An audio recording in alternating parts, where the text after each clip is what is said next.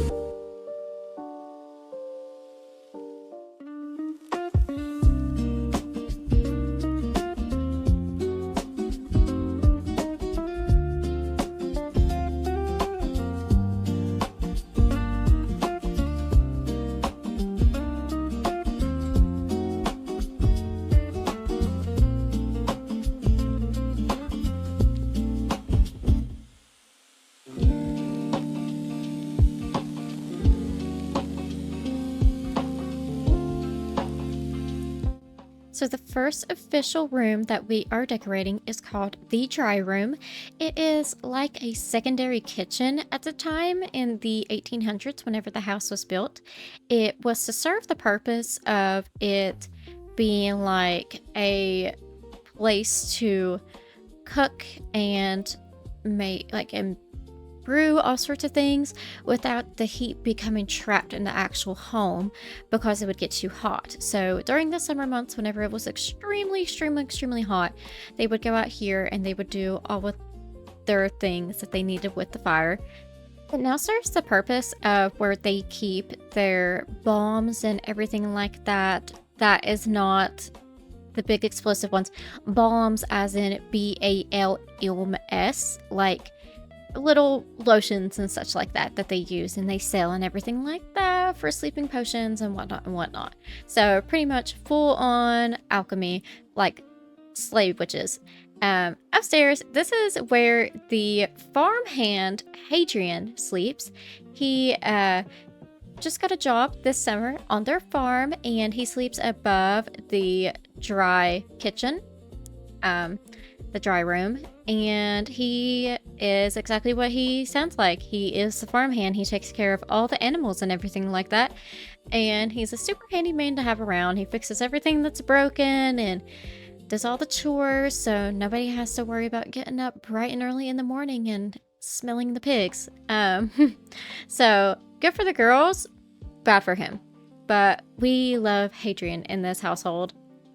And it's also very hard to miss, but there is a tree in the backyard that typically is supposed to be in a forest, but that is a sentiment to the bone tree, which is where the James women get their powers from. But that's, that's all I'm going to leave it as for now. I guess you'll just have to read the book to actually figure out how they use it.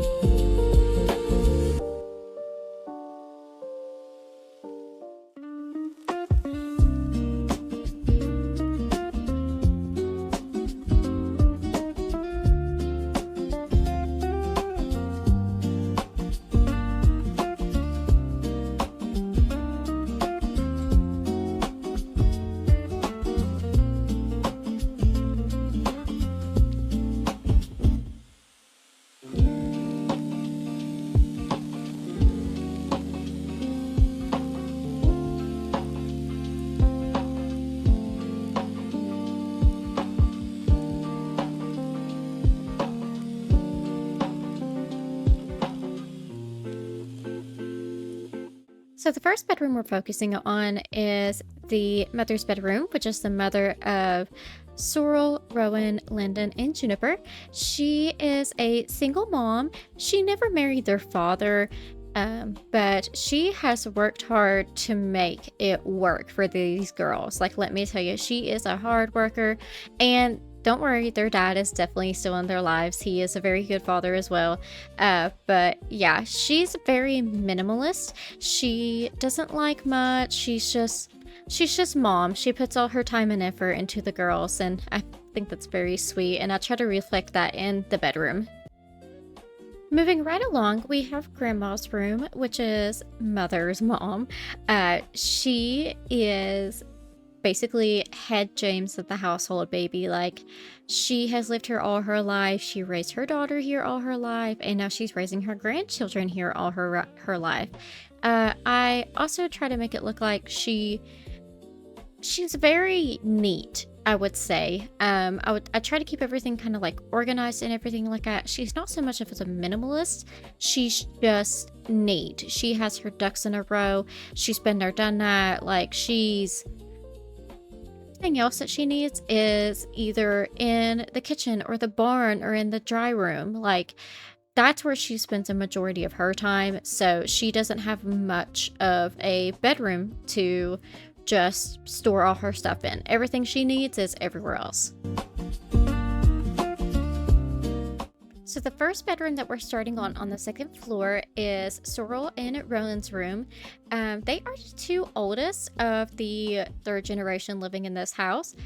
I would say Sorrel is somewhere between 19 and 20, and it does state that Rowan is 18 in the second book. So they are about a year or so apart. Sorrel has just come back from her first year of college, and I kind of kept their room more so cluttered than anybody else's, because as a first generation granddaughter and as a first generation daughter, I feel like they would indeed get all of the hand-me-downs. They would get everything that they want, and then that's when their sisters, the younger ones, are going to get the short end of the stick, and they'll get whatever they don't want. So I did definitely clutter up their room real good.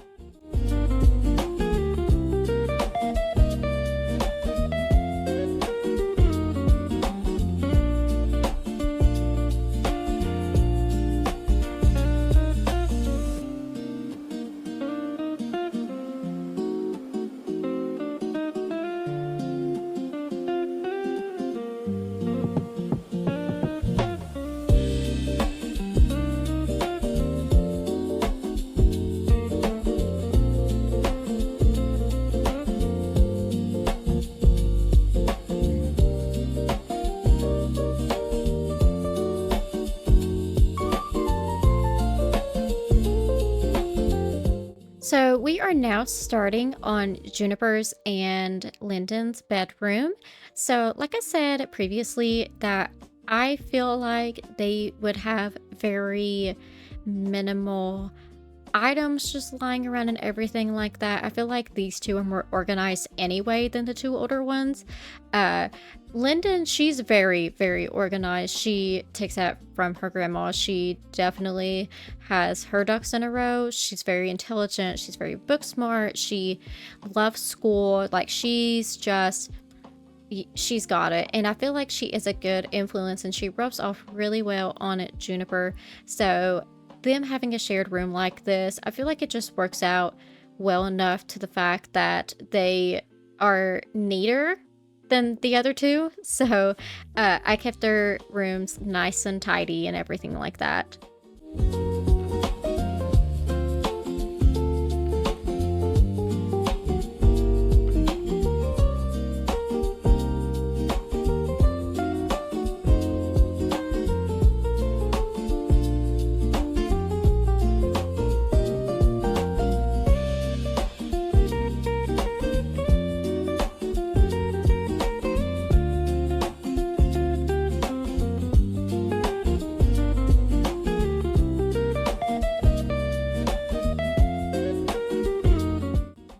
So we have finally reached the attic, and this is where the spare bed for Aunt Sissy is.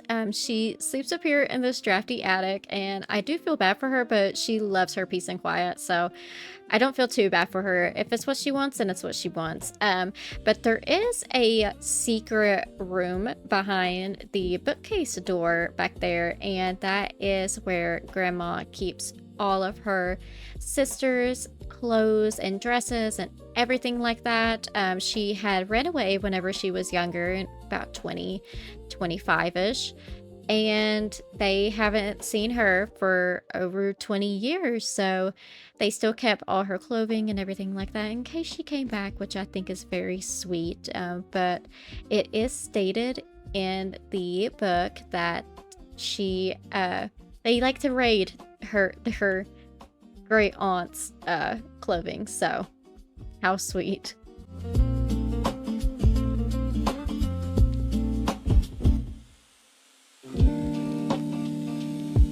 Alright guys, it is time to wrap up this speed build. Thank you guys so much for watching. Thank you guys so much for hanging out. If you enjoyed, make sure to like and subscribe. This will be uploaded on my Mediafire. Link will be down below. And I will see you in the next one. Bye!